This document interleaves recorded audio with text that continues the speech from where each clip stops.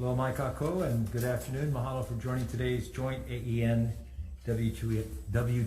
hearing on Friday, February 10th, 2023 here in room 224 at 1 p.m. We are convening with video conferencing, which includes the audio and video of remote participants. It's being streamed live on YouTube. You'll find links to the viewing options for all Senate meetings on the live and on-demand video page of the legislature's website at capitol.hawaii.gov. And in an unlikely event that we have to abruptly end because of technical difficulties, the committee will reconvene to discuss any outstanding business 2 p.m. Monday, February 13th, here in room 224. And a public notice will be posted on the legislature's website. For our testifiers who are joining remotely, all testifier audio will be muted and video disabled until shortly before it's your turn to testify. And because of our 90-minute time limit for each of the AEN hearings, there will be a 1-minute time limit for all testifiers, and we'll have a virtual countdown timer on the Zoom screen, so please be aware of the timer. I'll be announcing only the testifiers who will be providing testimony via Zoom. For the complete list of testifiers, along with all of the written testimony, please go to the legislature's website, and you'll find a link on the status page for the measure. And we apologize if the closed captioning does not accurately transcribe the names. So our first bill on today's agenda is SB 948, appropriates funds to allow the Division of Forestry and Wildlife to coordinate the removal of hazard albizia trees that potentially threaten public and private land. And first up we have DLNR.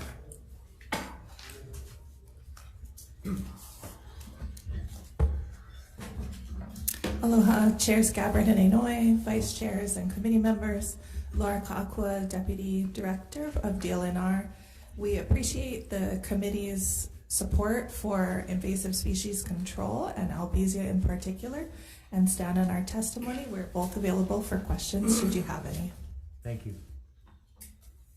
James Barrows with the Hawaii Emergency Management Agency, here on Zoom. Currently present, Chair.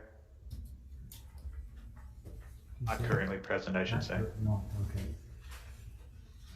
Okay, next is Anna Wishkurek. I'm going to get it right before the end of the session. From U8? You can just call me Anya. Okay. Aloha, Chair, Vice Chair, and list of the Just committee. for the record, could you pronounce your name for the record? Viechorek. Viechorek, okay. Yes. Okay. Yes, so Aloha, Chair, Vice Chair, and list of the committee. I'm Anya Viechorek, Interim Dean of College of Tropical Agriculture and Human Resources. And once again, I apologize for not being there in person. I ran into some difficult circumstances, but I will definitely be able to see you next week. And what I would like to do, I would like to stand on my written testimony that is supporting the intent of the bill SB 948, and I would like to defer to DLNR regarding appropriation amount. Thank you, and I'm here to answer any questions. Thank you, Anna. Okay, next is John Carl Watson. J.C. Watson. Aloha, Chairs, Vice Chair, members of the committee. J.C. Watson here as a private citizen today and expert in albizia management, and just wanted to voice my support for this bill. The time is now when it comes to hazard management mitigation for albizia, and any funds invested in preventative measures, I'm sure, will pale in comparison to mitigating damages caused from severe weather events and albizia. Mahalo. Thank you. Anyone else wishing to testify on SB 948, either here or on Zoom? Members, questions? Yes, question is, there's somebody here from DOT? I don't see. Okay, then perhaps, I guess this measure is towards a Division of Forestry. Okay, then maybe DLNR. And it's more of a discussion because I'm very familiar as Chair of Transportation. In the past, a couple of years ago, we gave $2 million for albizia removals, but particularly I think it was on highways. And so they did a good job. I think we did twice appropriation in several years. So one after ISAL that occurred in Puna, so that ISAL was 2014. So a couple of years we've had appropriations to DOT. And I'm just wondering, because the reference in this bill also references like dangerous on roadways. I was just wondering, well, if you don't mind taking up the cause, that's fine, the appropriation as the bill reads. But I was just wondering, Chair, if we could probably, because DOT has already been doing that, the removal of albizia trees, if it would be maybe just change the funding, the direction to DOT and let the highways guys do it. That's up to you, but if you want to have the time to do it, then I just thought because of the experiences we've had. Sure. Yeah, it's really great actually that DOT is taking on invasive species as well along the highways. The department has done albizia removal, and so if you wanted the support to just be for the highways, then it would go to DOT. If you wanted it to expand beyond that, it could come to the department, but we would like to work collaboratively with DOT. Okay. Anyways, if there's, we know that albizia right now, it's along our highways and all Sure. in our forests, so it's fine. both. But if you're already doing that, and maybe, Chair, then we can recommend that maybe both forestry and identify highways as part of the bill, if you don't mind. Yeah, okay, thank you. Hang on, I just want a brief question. I understand that the albizia, they arrived here from Indonesia over 100 years ago, and that the local foresters brought them here to solve the erosion problem on the slopes that was caused by cattle ranching and logging. And so my question is there any chance of completely wiping out these buggers or what? What's the... Do you want to weigh in on Who's that? the expert? I'm very hopeful, but do I you wanna would weigh be in? optimistic. I mean, it is I mean, they grow like 20 feet a year. and they're right? extremely successful at proliferating. Yeah. So, you know, And to once we add, can it's get, a pretty tree, Yeah. but that's gotta true. go. And, you know, we have other species like this, but we are optimistic of keeping our invasive trees under control, especially once you can get the reproducing ones out of the ecosystem. You have a much better chance of fighting back. Okay. But I won't promise You're when and optimistic. how. Okay. All right. But you don't mind maybe adding DOT on this measure as well, so both agencies work together. We can collaborate. Okay. Thank you so much. Sure. Thank you, Chair. You guys Chair, can I ask a question? Yes. Not a question, but basically a question. The appropriation funds doesn't describe how the removal is going to be done. You guys have an explanation on how the removal is going to be done? I mean, we do. I've seen foresters out there with chainsaws doing some of the smaller albizia themselves, and then we have much larger equipment for the more So you substantive guys have the trees. equipment already? Sometimes we rent it. Sometimes we have to rent the bigger equipment, but you know, we can use a diversity of tools to remove them. They come in all shapes and sizes, so we go after everything. So it's about $10,000 per tree? It can be, yeah. That's about the estimated cost? Yeah, that's what they've come up with. Mm-hmm. Okay, thank you, Chair. Okay. Sure. Chair, can I just add to Senator Favela's comments on the removal? On DKI Highway Saddle Road and other areas in Puna, I noticed that, I'm not sure who does it, but there's a contractor or I'm not sure who does it, but apparently they're injecting the trees, and maybe the gentleman who has submitted testimony earlier, they're injecting the trees, and I see all these dead trees. So I guess for the sake of like DOT contracts the work out. Right. Yeah, and so I'm just curious, Senator, I'm not sure if they do it here, but I noticed they do it on Kauai as well. It's a method of injecting something into the tree as well. Yeah. JC Watson can share. Okay, thank you. Yeah, so there's basically two methods of treating Albizia trees. Can you speak into the mic, Sure, please? thank you.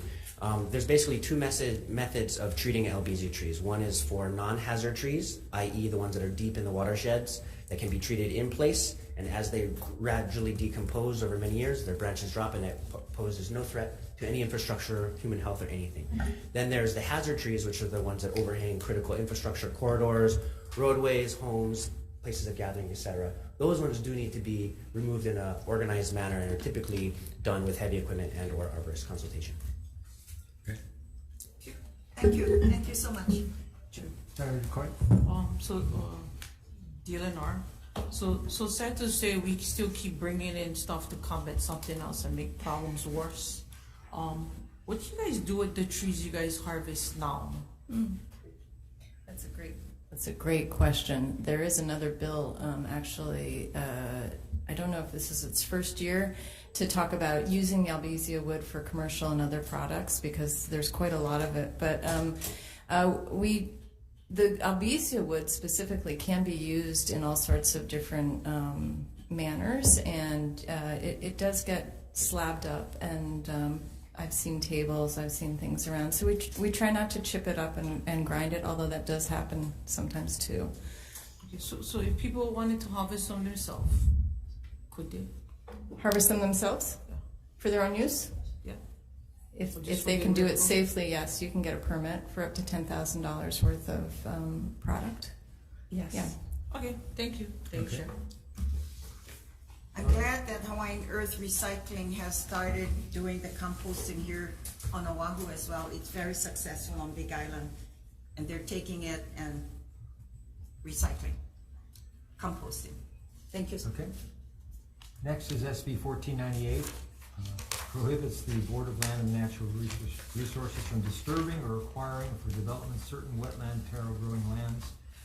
Establishes a taro lands classification to public lands, permits structures for the Hawai'i taro fields in the agricultural district, establishes growth and perpetuation of traditional Hawaiian crops as a goal of the Hawaii State Planning Act, authorizes the Land Use Commission to create an inventory of taro lands and consult with former members of the Taro Security and Purity Task Force in the creation of the inventory. And I just want to add that this is a similar bill to the one that we're going to be hearing next, SB 501.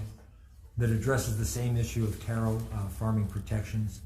The main difference between the two measures is that SB 1498, it provides language that's more substantive and stronger and more fleshed out as compared to SB 1501. Okay, so first up on 1498 is Ku Kahakalau from Ku'a Kanaka LLC. Who's in support?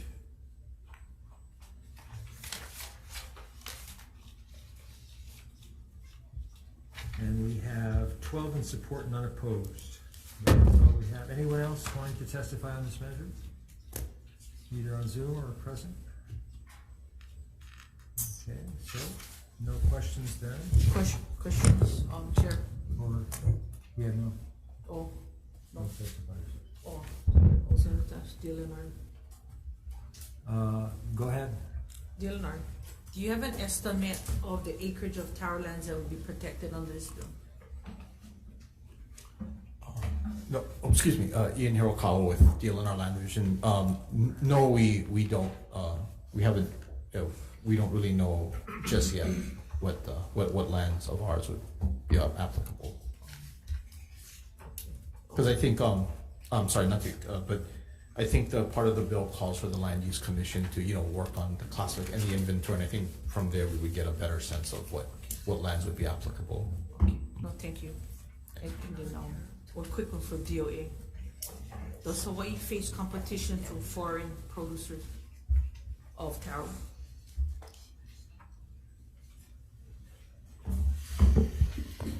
Chair, as you know, and Gabbard, members of the committee, yes, we do. Sharon Hurd, Department of Agriculture, we do face competition from outside imports.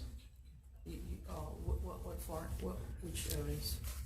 I'm talking about taro, right? Yeah. Yeah, probably from the American Samoa, Fiji, Tonga, that area. From what but they have the bigger varieties. Yeah. Well, okay. Yeah. Thank you. Thank you, Chair. Okay. Yes, okay. All right, moving on to SB 1501. Prohibits the Board of Land and Natural Resources from disturbing or acquiring for development of certain wetland taro growing lands on 1501 DLNR.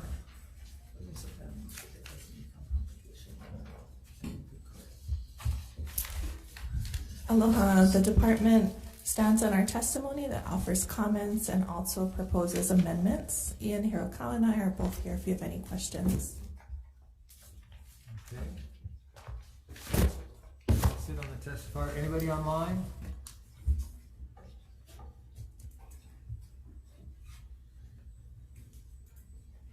Any questions, members? Yes. Okay, Sure. Senator DeCoy? So, I guess at present, what is, I don't know if it's for you or maybe, Glenn, but, what is the plan to spend on the 100 million to fight climate change? So, the monies are that are being proposed are going to be administered by DLNR. At least that's a proposal, but they would really be open to all of the counties, every agency and community to apply for funding and put forward their proposals, whether it's reforestation or clean energy or coastal native plant restoration. So in this case, what would OPSD's role and function be in this plan?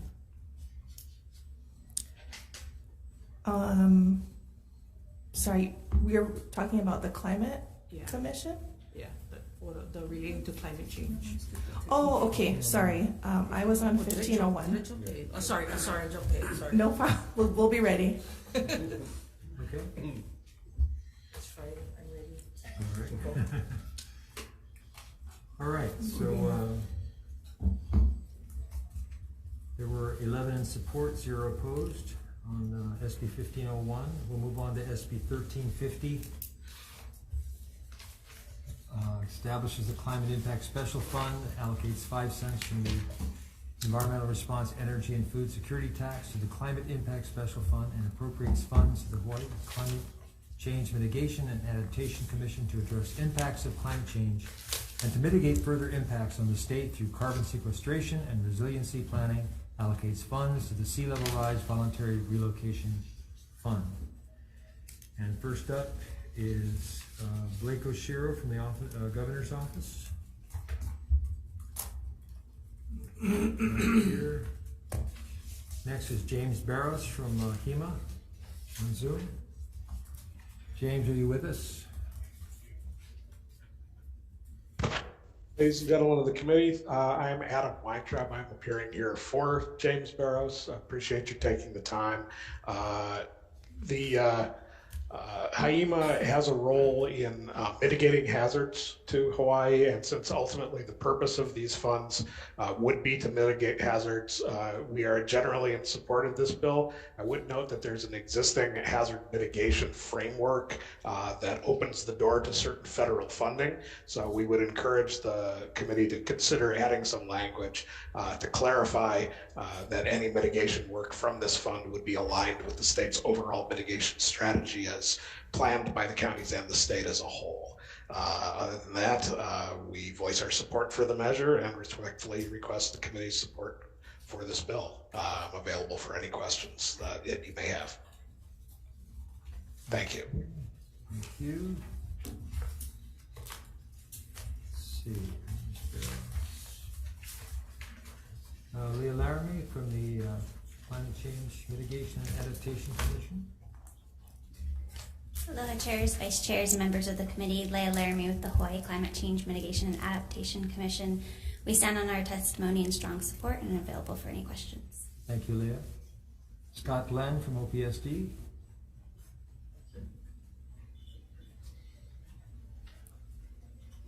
Good afternoon. The Office of Planning and Sustainable Development stands on its testimony in support and just notes that it serves as the co-chair of the State Climate Commission. Thank you. Thank you, Scott. Rick Pinkerton from Hawaiian Electric.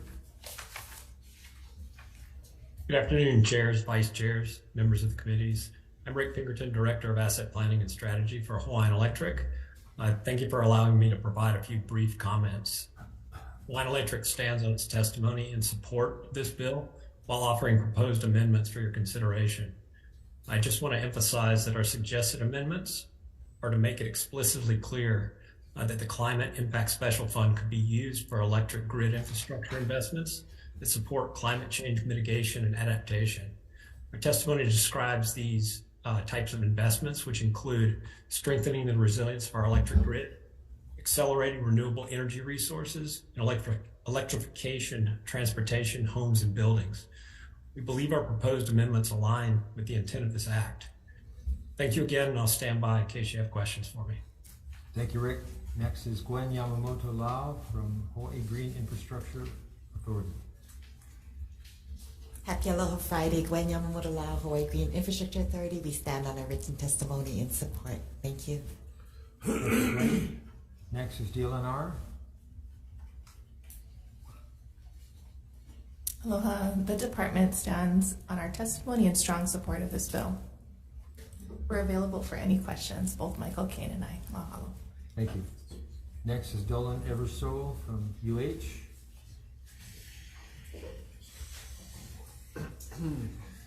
Good afternoon, chairs, vice chairs, members of the committee. My name is Dolan Eversole. On behalf of the University of Hawaii, we'll stand on our written testimony in support. Thank you, Dolan. Tom Yamachika from the Tax Foundation. Thank you, Chair, Vice Chair, members of the committee. Tom Yamachika from Tax Foundation. We have no beef at all with the proposed actions that are contemplated by this bill. We are worried about the special fund. The special fund does not meet the criteria in HRS 37-52.3, which call for special funds to be self-sustaining. We also are intrigued by Haima's testimony that there are ways to structure this to get additional federal funding, and I want to make sure that we're not leaving that avenue off the table. I'd be happy to answer any questions. Thank you very much for the opportunity to testify. Thank you, Tom. Ted Boland from the Climate Protectors Hawaii. Aloha, Chair Noe, Chair Gabbard, Vice Chair Elephant, and Vice Chair Richards. Thank you for the opportunity to testify. Ted Boland on behalf of the Climate Protectors Hawaii. Gosh, we got a climate problem coming, folks. If that isn't obvious as you look around the world, I don't know what is. This bill is a great idea to get some money to work on this for these agencies, and the Climate Protectors Hawaii strongly supports it. And I'm available for any questions you have it. Thanks for the opportunity to testify. Thank you, Ted. Harold Adams on Zoom.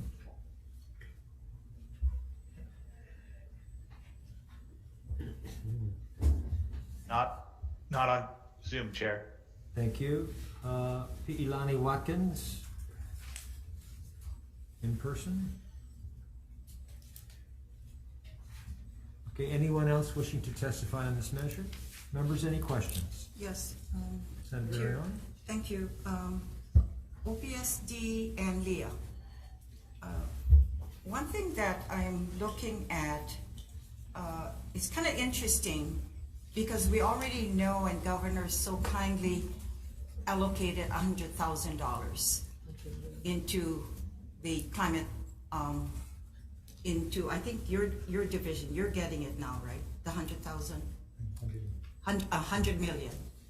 Right now, the governor's proposal in the bill is for the $100 million to be placed in a special fund at the Department of Land and Natural Resources. Okay, to address the issue before us now. Yes. So why are we taking additional monies from the Environmental Response, Energy, and Food Security tax to add to it? My question is, tell us, who administers this Environmental Response, Energy, and Food Security tax? Whose budget is it coming from? Thank you, Chair. Right now, this is also known as the barrel tax, colloquially. That's right. It hits me right now. Yes. Yes. So right now, about 70 cents of the $1.05 that the barrel tax has goes to the general fund. And this bill currently proposes to repurpose 5 cents of the 70 cents going to the general fund. That's the question. I'm curious because the barrel tax already allocates all of its funds to different areas.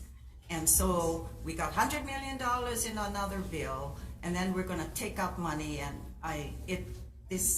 anyway, it's not your, it is the governor's package. Yes. Right. Yes. So why is he doing this? And it's unfortunate. I hope that somebody from the governor's office is here, or maybe you can respond. So we're double dipping. We're adding more monies to it, and I agree we have an issue that we need to start addressing. But perhaps maybe we can look at. I'm concerned about taking monies out of the tobacco fund because it's already monies allocated for something. And I agree, we'll have to wait and see the allocations because it's in a bill form, the $100 million, so see how it moves along. It's just my sharing with you as well, because it's once you take out money from the tobacco fund, and that's it, you know, unless there's another legislature later. But, you know, I don't mind increasing an amount, but looking at the $100 million bill already moving, I'm very concerned with that issue, taking monies out of the tobacco fund. Because we look at the tobacco fund for several other areas. Can you already share with us? I mean, the barrel tax. The barrel tax, yes. Yes. All right, can you explain to all of us where the money goes? Sure. Do you have the in front of you? So right now, currently, we have $1.05 on every barrel, and of that, about I don't have the exact cents. Let me pull them up. But a portion of it goes to the Department of Health. A portion of it goes to the Department of Agriculture. A portion of it goes to the Department of Business, Economic Development, and Tourism. A portion of it goes to the University of Hawaii, and then I believe the remainder goes to the general fund. And yes, here it is: 5 cents to the Department of Health, 4 cents to the to DBED's Energy Office, and then 5 cents to the Hawaii Natural Energy Institute at UH. 3 cents goes to the EV charging system administered by the Public Utilities Commission. 3 cents goes to the hydrogen fueling system incentive administered by the PUC. And then this would propose to reallocate 5 cents from the 70 that goes to the general fund to this. Thank you so much. Thanks for reminding us where all those funds are going. And over time, we've added a lot, like including EV charging station, whatever. So, okay, that's just my opinion, members. Taking monies out of the funds, and Ag needs it. Everybody else, Department of Health needs it. And they use it also for marketing and making sure that our children and advertising for people, I mean, particularly affecting our young generations. So, okay. So, just to add on, Ag used to get 15 cents. Is that correct, Morris? How much did Ag used to get? Tax. Of the barrel tax? Yeah. 15 cents, I believe. And it's down to what now? It's down to 0 now. Yeah, Zero. see, that's the question. Yeah. You know, so anyway. Okay. Sure. Okay. Yeah. If I may offer, one way to think about this is the barrel tax proposal is looking at creating an ongoing funding mechanism, and the $100 million a one-time infusion into that. But I would also submit that this is a discussion with the legislature, and we certainly would appreciate your manao on the best way to finance climate adaptation. Sure. Sure. Great. Thank you. Yes, Senator Elefante.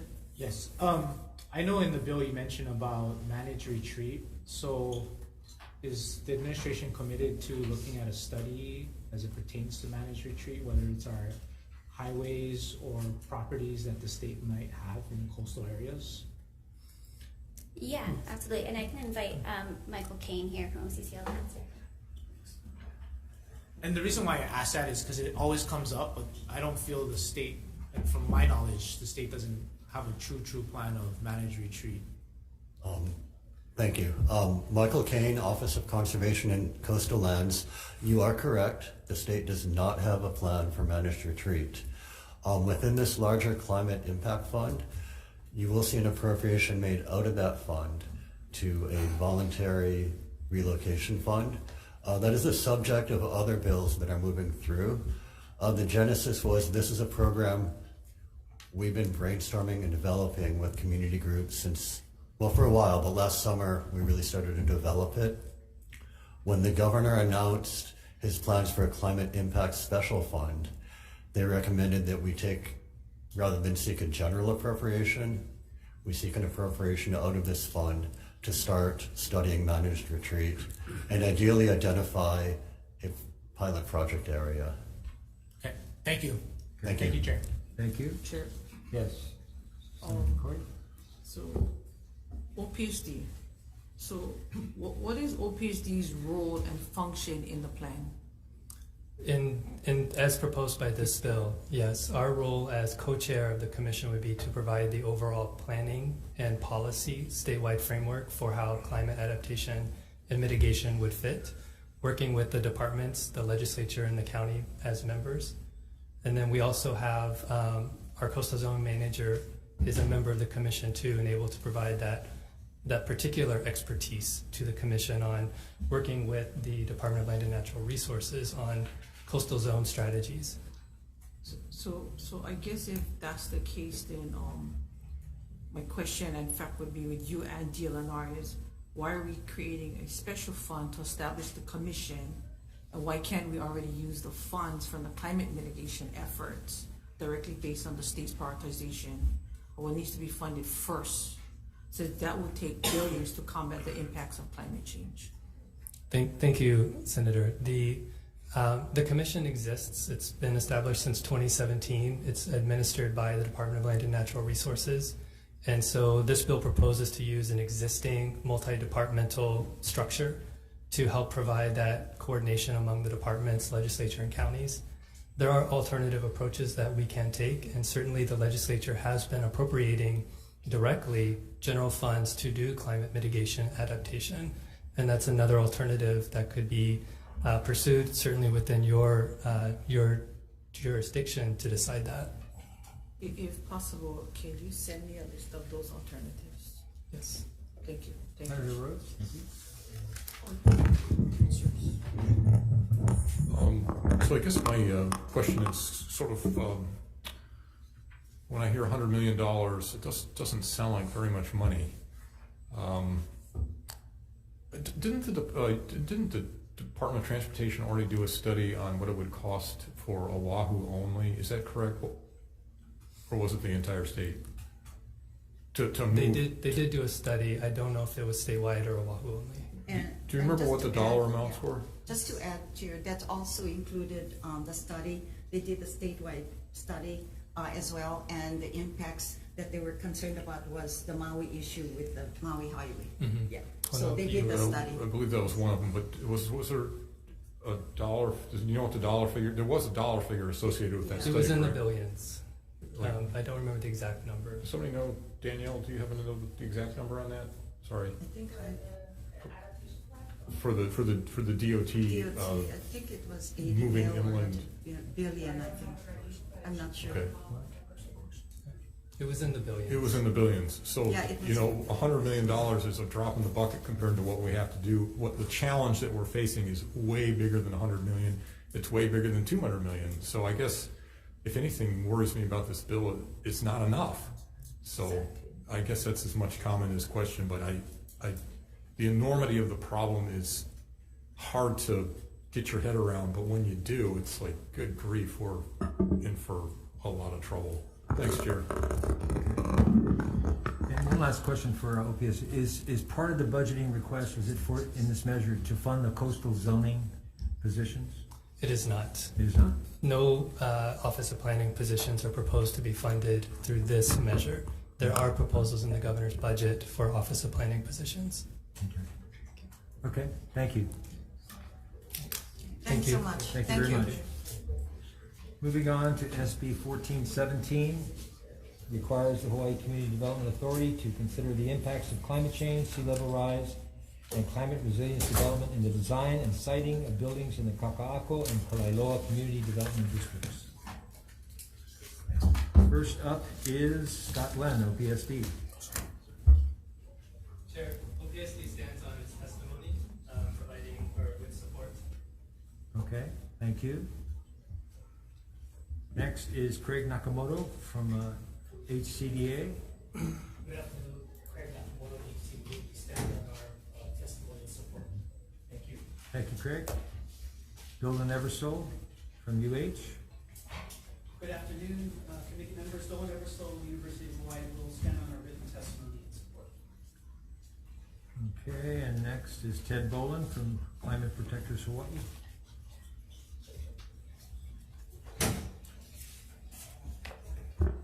Hello again, chairs, vice chairs, members of the committees. Thank you for the opportunity to testify. Ted Boland on behalf of Climate Protectors Hawaii.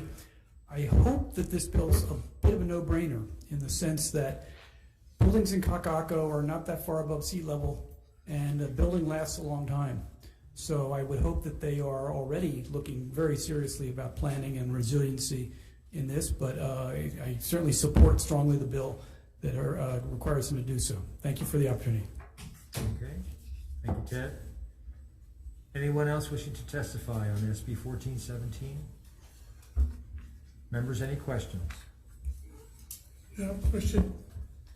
Senator Favela? Yeah, please, Sylvia.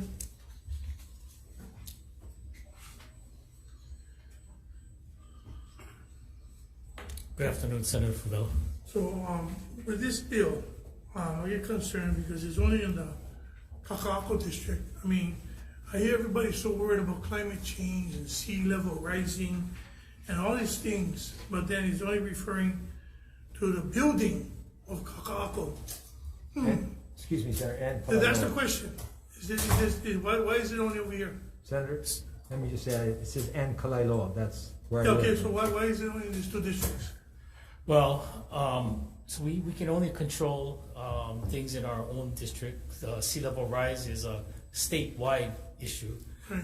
So in our districts, when we look at Kaka'ako, we thought that district needs to have some kind of guidelines on sea level rise, as well as certain parts of Kalailoa, our other district. When we look at He'ia, our other district, we didn't think it was critical for that. There's not going to be a lot of, permanent type of buildings in the He'ia district. And then we have another district, as you might be aware, Senator, Pulehunui Community District on Maui, and we didn't think it was as critical for that. So I think that was the reasoning for this bill. Okay, the only reason why is because but I understand your concern. My concern is that OHA is trying to develop the area, and it seems like everywhere you look, there's some kind of blockage to the development. I mean, great to put in Kalailoa. I don't know, area they like building Kalailoa and worrying about sea level rise, but I think they're showing Kalailoa so that we can understand that it's not just about Kaka'ako. But this bill, looking at it, it's referencing Kaka'ako, and then if you guys can do these kinds of restrictions or setbacks, then it's going to prevent OHA from building and accomplishing their development. They're already looking, if you look at their plan, they're already looking into these things and being very well aware of sea level rise and all that climate change stuff. So I just didn't understand what would be the necessary of this bill.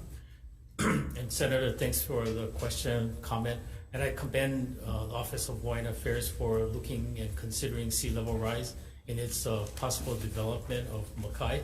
I think all developers are going to have to look at the impacts of sea level rise on building design, adaptive resiliency in siting of buildings.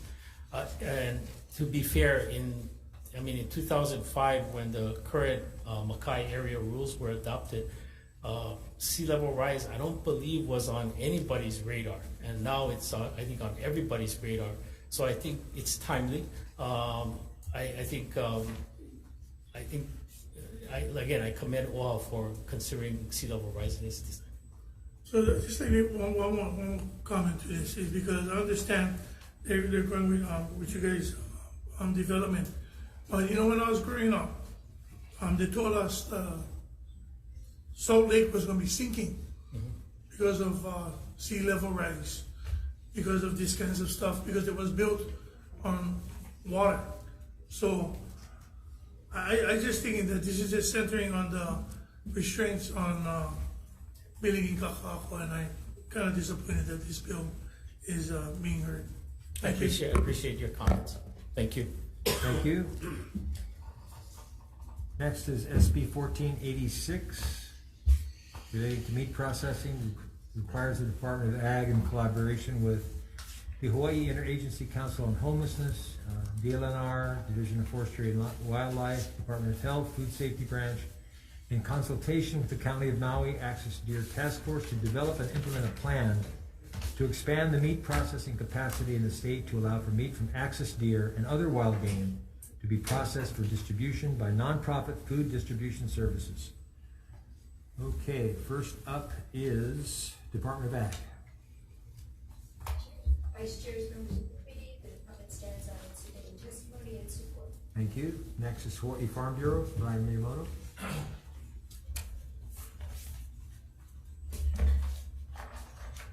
Good afternoon, chairs, vice chairs, members of the committees. Brian Miyamoto here on behalf of the Hawaii Farm Bureau. Before we testify, Chair, just want to thank you, Vice Chair, and all the other senators for attending Ag Day yesterday. Thank you for the sponsorship. Ag Day, resounding success. We look forward to continued support for the agriculture sector.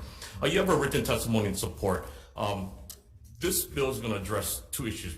First one is the axis deer problem that we're having on Maui and Molokai. But we don't want to waste that protein. We want to find a way to harvest that and get it to food community feeding programs such as food banks. But we do need to increase our meat inspection capacity. So there's many bills.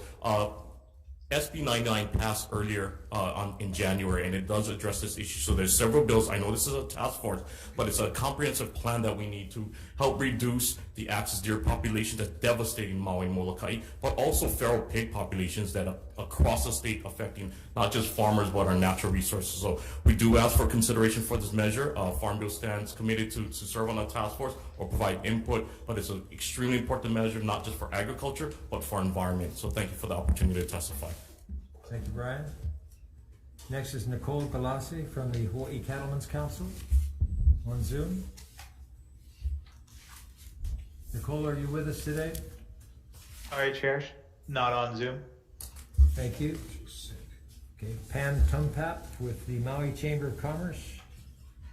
Aloha, and thank you so much for the opportunity to provide testimony. I'd like to provide testimony on behalf of the Maui Chamber of Commerce as well as myself, as I am an upcountry landowner who has not been able to farm yet due to axis deer problems and damage. I am also on the board of Feed My Sheep, which feeds family each week, and a member of the Maui County Axis Deer Task Force.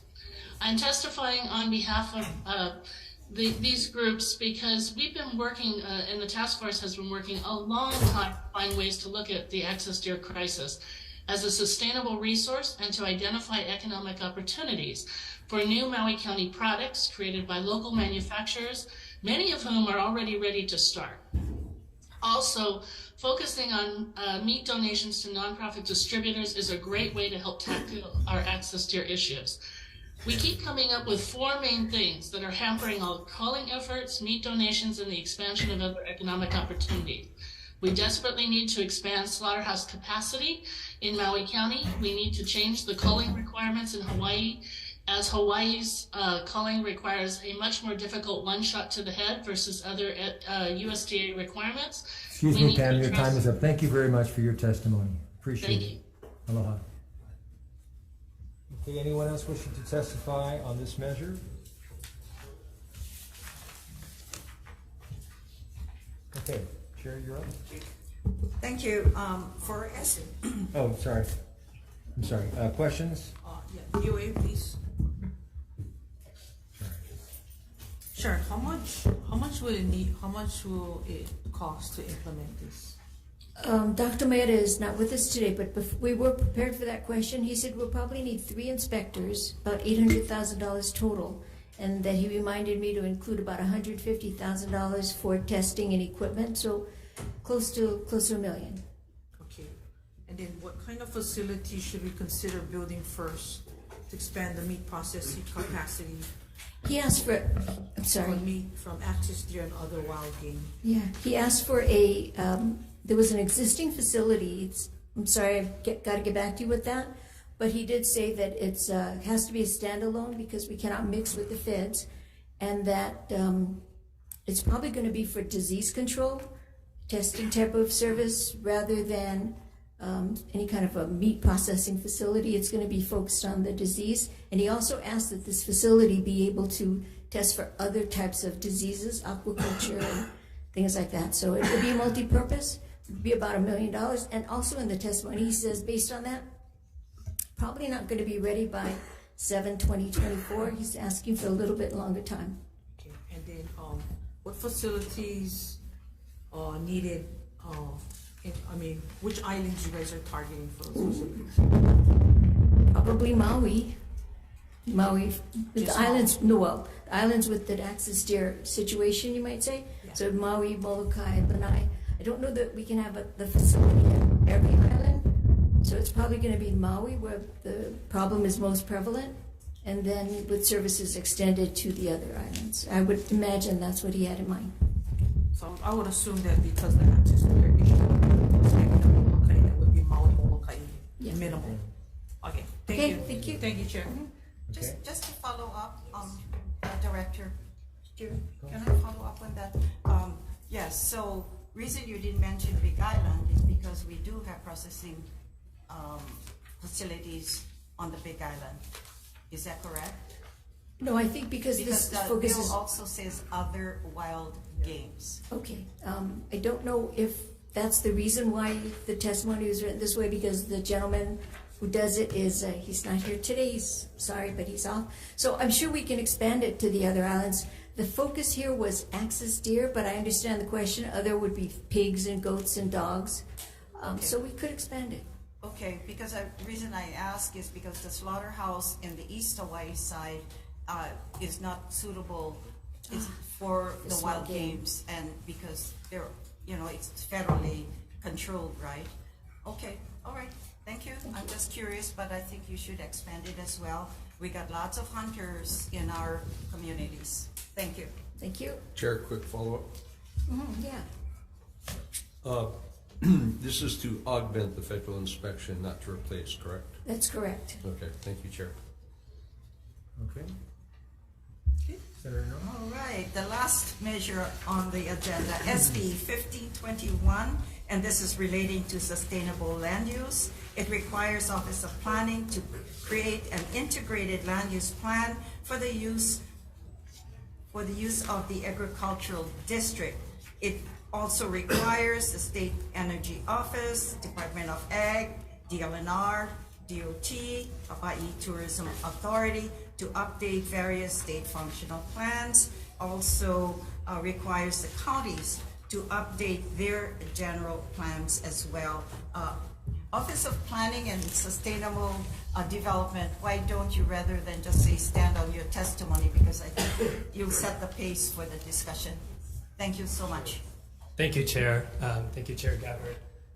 We submitted testimony with comments, and we have quite a few comments, so thank you, Chair, for the invitation to come up and discuss this. We believe this is an important bill for us to undertake.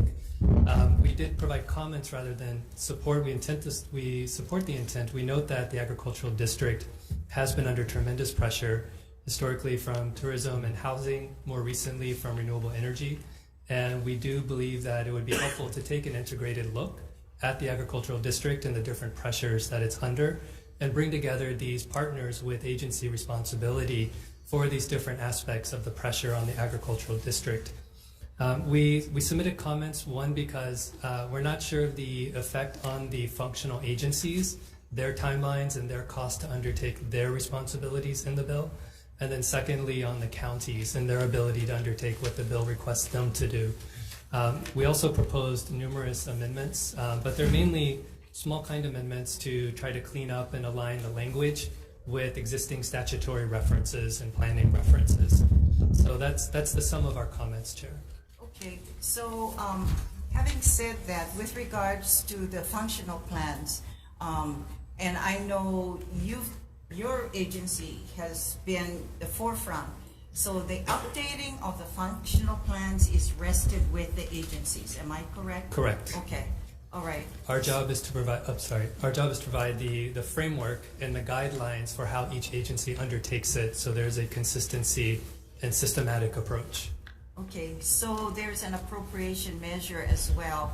I would assume that the monies would not go to you, but then it makes sure that those that needs to do the updating of the functional plans then should be distributed to the agencies.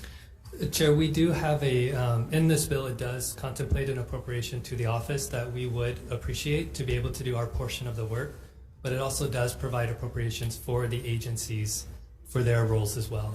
Okay, all right. And I understand, coming from the counties as well, and Big Island has already passed their own general plan as well. So I would assume, it says requires the county to update, but I think most of them are already doing it as well. And hopefully that the monies do not go to them, because we got our process here is the state is responsible for the functional plans as well. And there's 12 of them, if I remember. I believe so, yes. Okay, all right.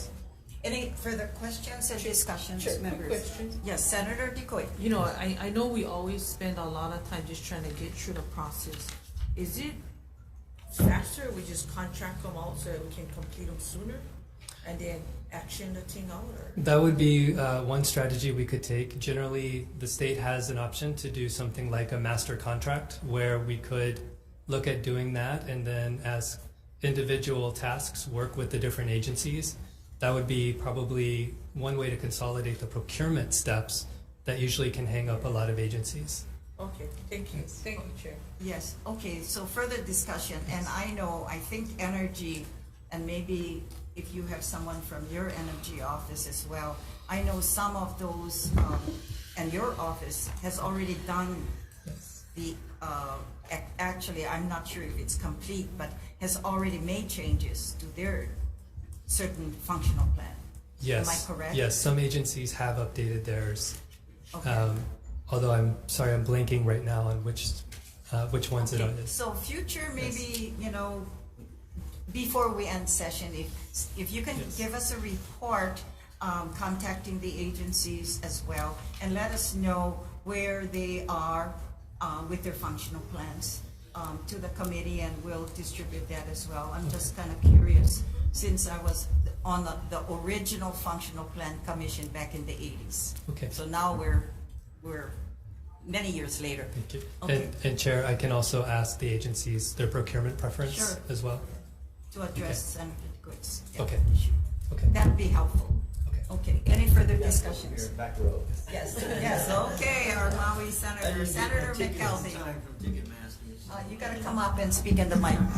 Thank you, Senator. Yeah, thank you, Senator. Appreciate you pouring in here. Real quick question. I noticed you got stepping stones. I'm looking at your matrix here for the different benchmarks, RPS stepping stones. You have, the Target Farm to State stepping stones. But I noticed you don't have any stepping stones for R1. That R1 is supposed to be 100%. According to HRS 174C31G6 by 2045. Is that because there's nothing set in the law now insofar as R1 stepping stones like the other standards, or is that something that is indeed part of the plan to try to get to that 100%? Sure. Thank you, Senator. If I could ask our State Sustainability Coordinator, Danielle Bass, to come up, she would probably know that particular answer. Good afternoon. Yes, according to the 2045 Water Reclamation Law, there is no specific identification of what types of water, like R1, R2. It really just isn't. There's an exemption in that law saying that the water reclaimed cannot be used for potable and other drinking purposes. So it's not as specific as you described. So reclaimed stands for all our classifications, yeah. Right? But there's no generally stepping stone. There's no, like by this year we're going to be at 25%, by this year we're going to be 50%, by this year we're going to be simply 100% by 2045.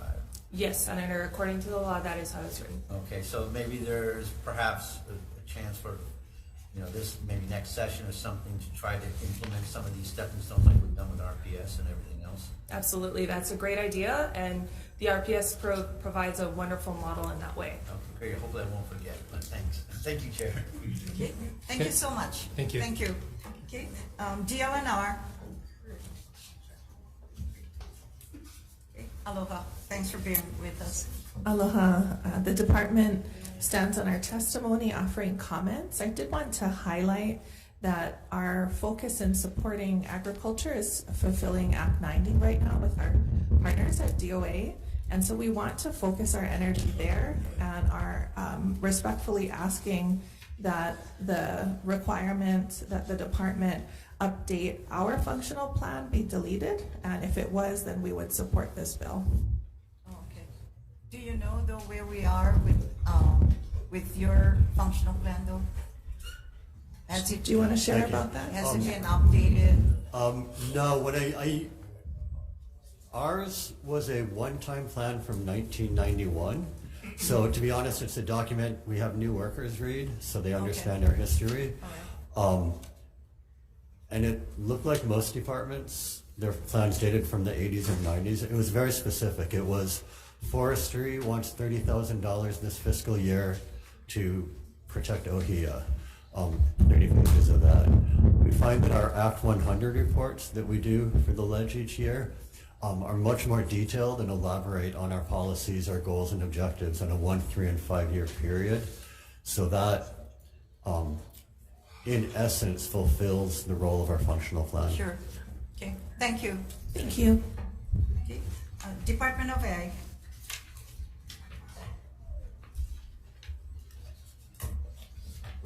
Chairs, vice chairs, members of the committee, Sharon Hurd, Department of Agriculture, Morris Atta, Deputy. The department summarized our findings on this bill and offered comments. And we're ready to take, well, Morris is ready to take questions. Okay. Being none, thank you very much. Okay. Land Use Commission, Dan Orendecker. Sends communication in support. Dan, you're supposed to be on Zoom. Oh, you're here in person. Okay. All right. Thank you, Chair. Okay. Gabbard and I, we stand in strong support of this measure. It is Make sure you're speaking into the mic. Yes. It is an essential study for the furtherance of practical and proper land use planning. Okay. Thank you. Okay, another person who wanted to be on Zoom land. State Energy Office, Joseph Calavita, and here in person. Okay. Chairs, vice chairs, members of the committees, the office, and Okay, thank you. We have had continued support for communications from various individuals. Okay, anyone here wishes to speak to SB 1521? Members come in. Farm Bureau then. Okay. Thank you. Thank you, chairs, vice chairs, members of the committees. Brian Miyamoto here on behalf of the Hawai'i Farm Bureau. Our apologies, Chair. I thought we submitted testimony. I'll make sure that the chair gets the testimony to distribute to the members. The Hawai'i Farm Bureau stands in support of this measure. We recognize the need for affordable housing, the need for renewable energy, and the need for new sightings for landfills. However, agricultural land is always under the threat of development from these needs: housing, renewable energy, and landfill. I heard the question asked about the functional plans. I have it here. Agriculture was 1991. I think I had stated earlier in the committee that's before I was born. That's a long time ago. That's over 30 years ago. It has not been updated. One of the first item on the functional plan is the continued growth of sugar and pineapple. We have sugar and pineapple here, but we also have diversified agriculture. We need to expand that to all of agriculture. So a functional plan does need to be updated. We do need to address all of these competing land uses on agricultural lands because the primary use is agriculture production. Thank you for the opportunity to testify. Thank you. Any questions? Okay, any more comments from members? Okay, Chair, you want to take over? Yes, so we'll go ahead and take a brief recess for decision making.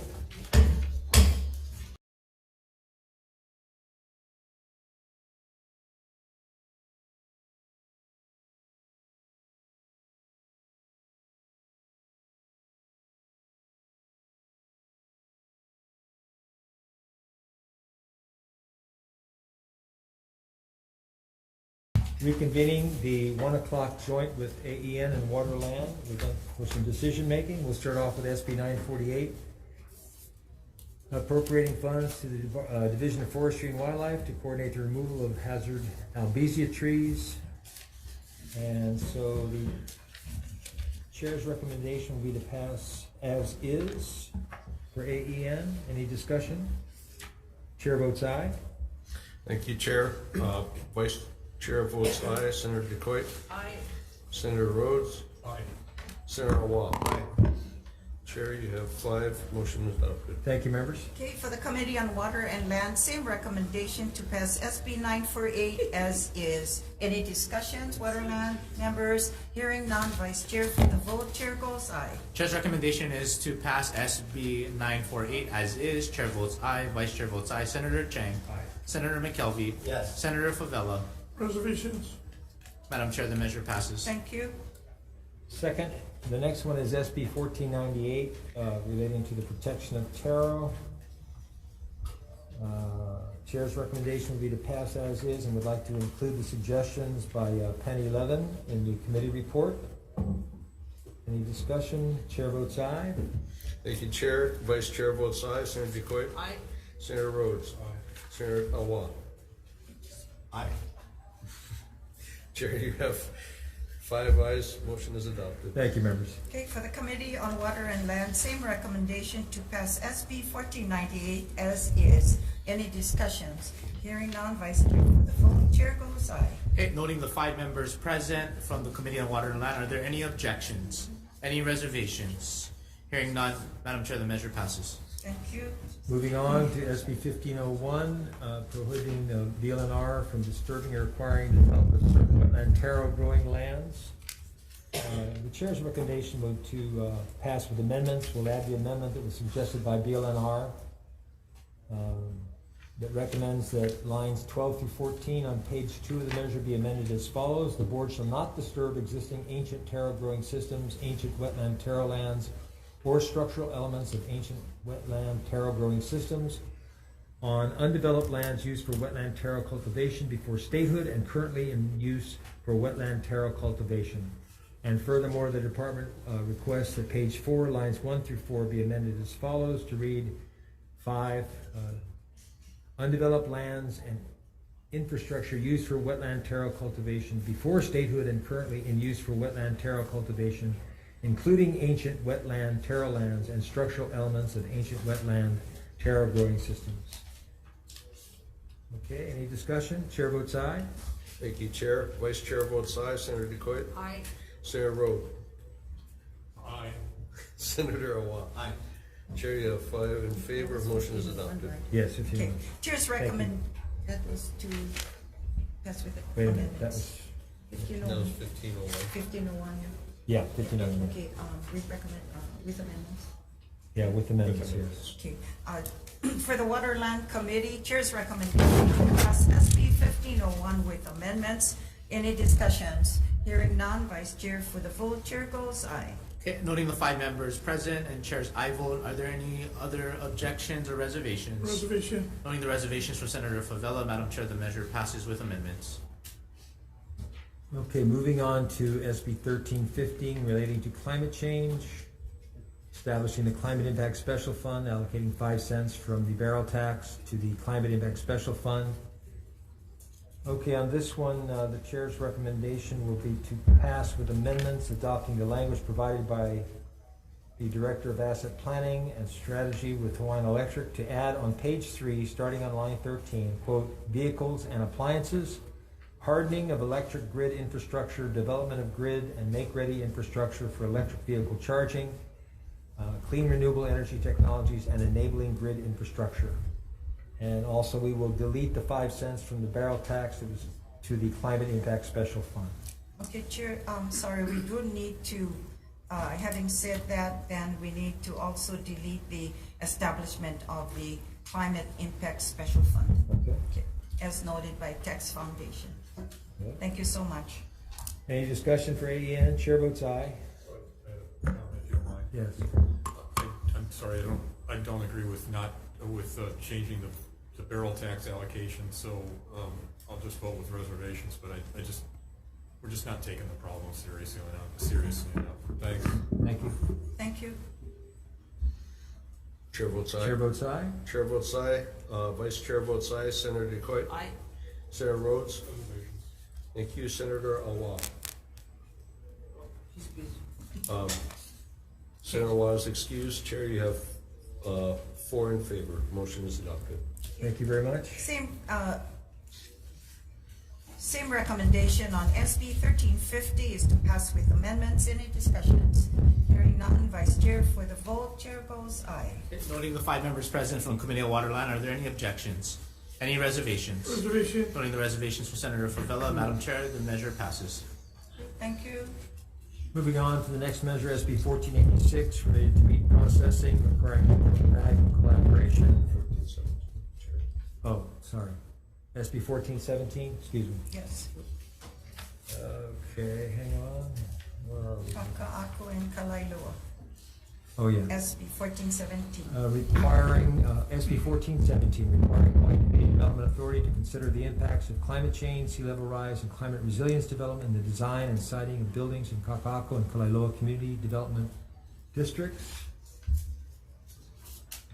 Okay. Chair's recommendation will be to pass this as is. Any discussion? Chair votes aye. 1 second. You got it? No, yeah. This is the Where's one that? that you wanted to 1417. add. Oh, I'm Do you sorry. remember the dean? That's the one. Is that the one? Yeah. I should look down. Let's see. 1417, change, and then after that. Oh, yeah. Excuse me. Let me Yes, go with back. amendments. I wanted to add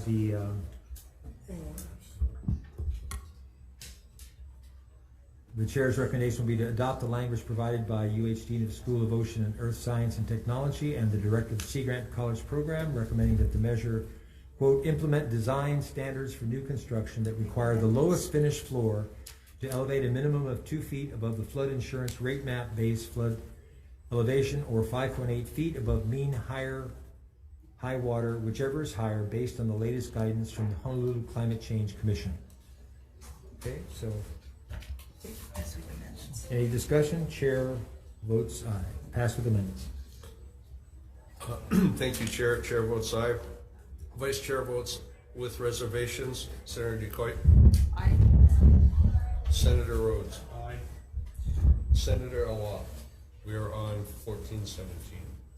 No. Thank you. Chair, you have 4 in favor. Motion passes. Thank you, members. Okay, same recommendation for the Committee on Water and Land to pass SB 1417 with amendments. Any discussions? Vice Chair for the vote. Chair goes aye.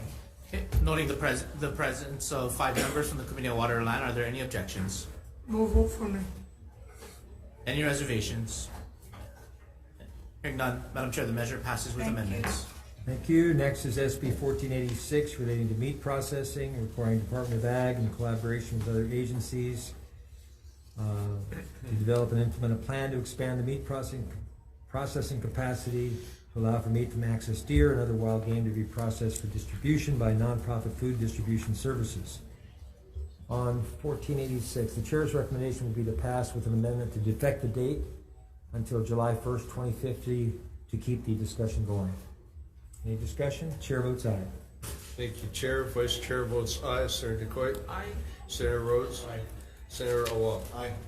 Chair, you have 5 in favor. Motion is adopted. Thank you, members. Okay. For the Committee on Water and Land, same recommendations to pass SB 1486 with amendments. Any discussions? Hearing none, Vice Chair for the vote. Chair goes aye. Of the 5 members present from the Committee on Water and Land, any objections? Any reservations? Hearing none, Madam Chair, the measure passes with amendments. Same recommendation for AEN. Any discussion? Chair votes aye on SB 1521. Okay, 1 second. All right. Okay, yeah. You already voted. You already voted, so we're voting. No, we were, yeah, we haven't gotten that Oh, you there haven't yet. yet? I'm sorry. We just Excuse me. voted for Hang on. 1486. Sorry. Yeah. So, back up. Sorry. Okay, so we're proceeding then to the last item on the agenda for now, on this agenda for Friday. Chair's recommendation on SB 1521, and this is relating to sustainable land use, and this requires OPSD to create an integrated land use plan for the use of the agricultural district. Chair's recommendation is to pass with amendments. We're going to adopt the DLNR's recommendation to delete the requirement to update DLNR's functional plan, and that's on page 4, lines 16 to 17. We're also going to adopt all of the recommended amendments from OPSD for the cost required for the division, OPSD, to undertake the integrated land use planning process required by its measure as well. We're going to defect the date to July 1st, 2050 to continue discussions as well. So, Committee on Water and Land Chair's recommendation to pass SB 1521 with amendments. Any further discussions? Hearing none, Vice Chair for the vote, and Chair goes aye. Okay, Chair's recommendation is to pass SB 1521 with amendments of the 5 members present on the Committee on Water and Land. Any objections? Any reservations? Hearing none, Madam Chair, the measure passes with amendments. Thank you. Thanks. Same recommendation for AEN on SB 1521. Any discussion? Chair votes aye. Vice Chair? Thank you, Chair. Vice Chair votes aye. Senator Ducoit? Aye. Senator Rhodes? Aye. Senator Awad? Aye. Chair, you have 5 in favor. Motion is adopted. Okay, thank you very much, and that adjourns the 1 o'clock joint AEN Waterland, right? Yes. We just have the one joint Yes. on the 505. Defer.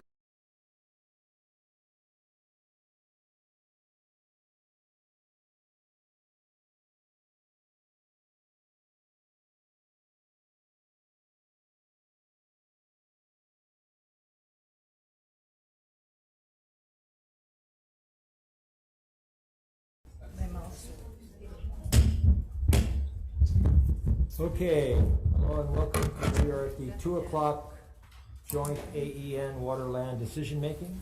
We have one measure, SB 505, relating to environmental protection, prohibits the harvesting of aquatic life for commercial aquarium purposes, regardless of the method of collection. So before we vote, I just wanted to say that the Hawaii residents have made it clear that we want to protect our reefs. Our reef wildlife need protection, as stated in this bill. The testimony, there were 303 who were in favor of this bill. There were 256 who were opposed, and there was also a petition that was circulated by Coral Fish Hawaii and AEA that had 75 who were opposed.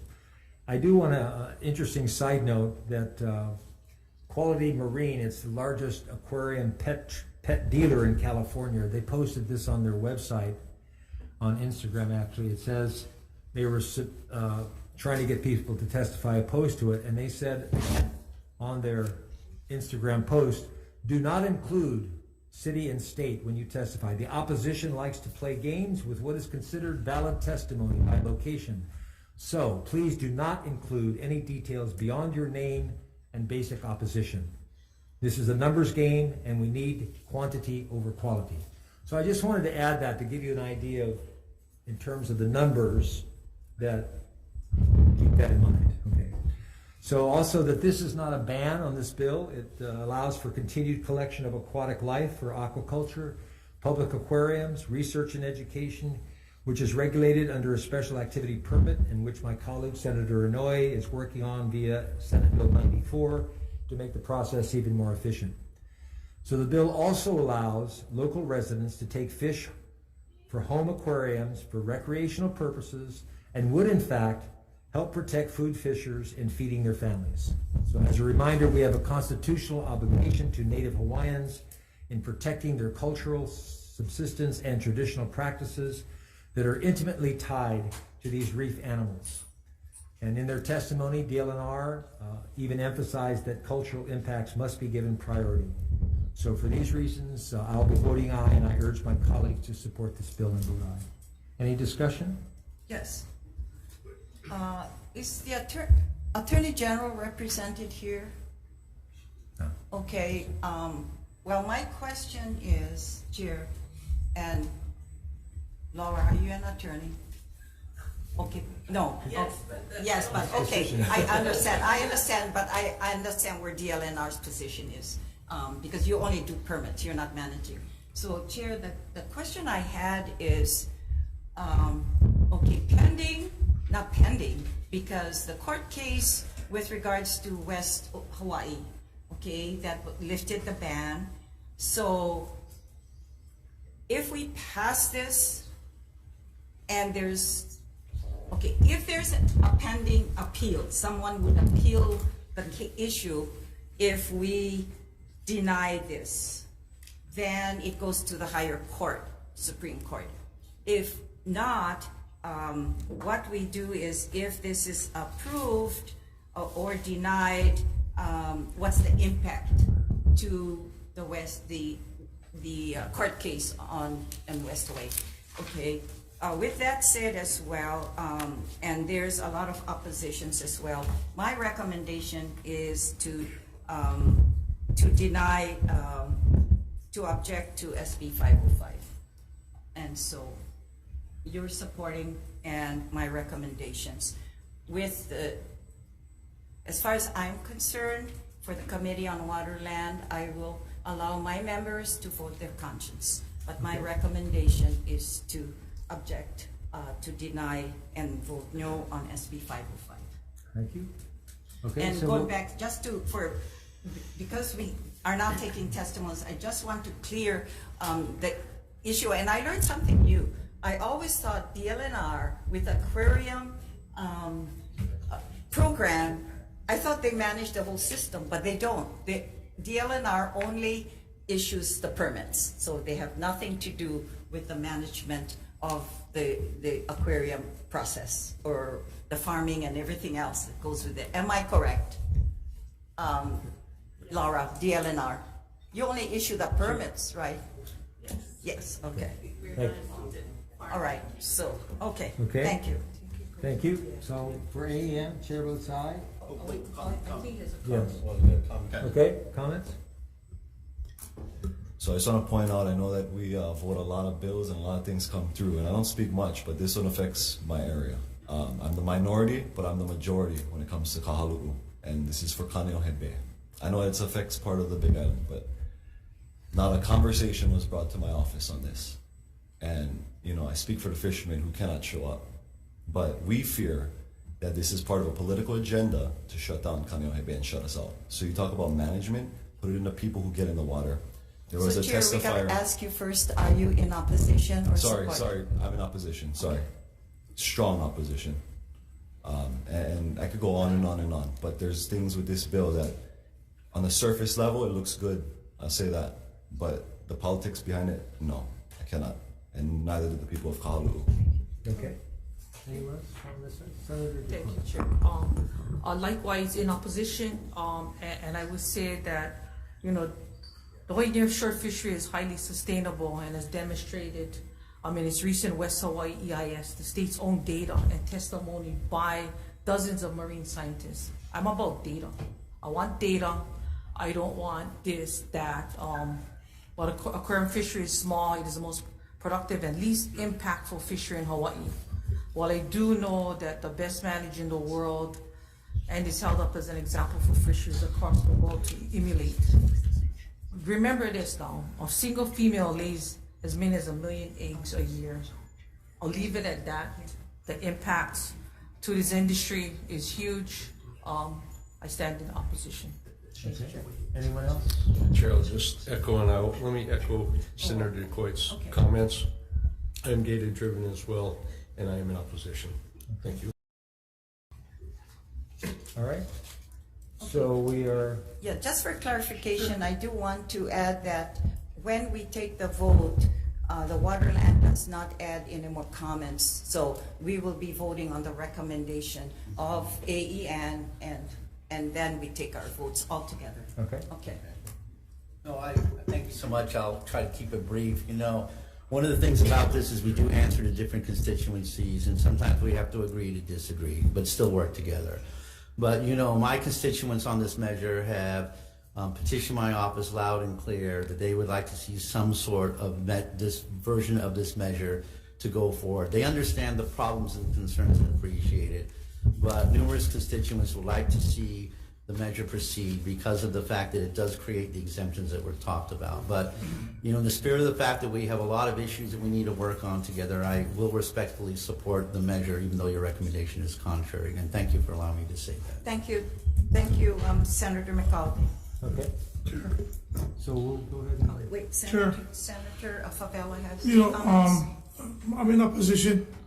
I feel the same way. It's just that, you know, we look at the data, we talk about the data. If we're going to be doing this kind of stuff, then we should be restricting foreign vessels coming in the area and busting up our reefs, taking our fish back to Indonesia, packaging it and selling it to us in the stores. So I'm not for this kind of regulation, so I'm going up against it. Thank you, Senator Favela. One more thing. Since we're on record, what we should be focusing on is the gorilla ogo. I've been cleaning up for 30 years, and it's choking out our reef. Okay. Instead, we're talking about this. Thank you, Senator. AEN has 3 more bills for our time. Okay, so, all so right. we need to. Ready for the votes. So we'll go ahead and vote. So on 505, chair votes aye. Thank you, Chair. Chair votes aye, Vice Chair votes nay. Senator DeCoit? Nope. Excuse me, just for clarification, your is to pass as is or with amendments? As is. Okay, as is. Sorry. That's right. Vice Chair votes nay. Senator DeCoit votes nay. Carl, Senator Rhodes? Aye. Senator Awa? No. No. Chair, motion fails 2-3. Thank you. Okay, all right. Yeah, the committee. Yeah, the committee of equipment. What's the question, staff? We still need to take a vote. Okay, yes. For the Committee on Water and Land, chair goes no.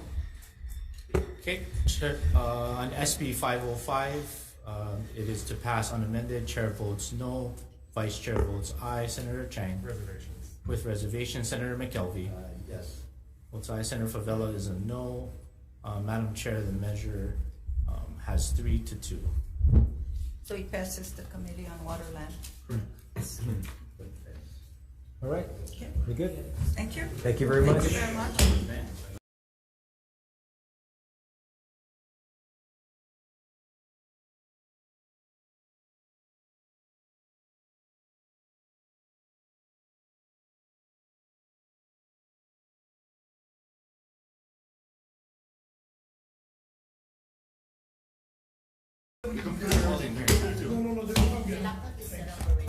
Okay, welcome back. We are calling the 2 o'clock AEN decision making here in room 224.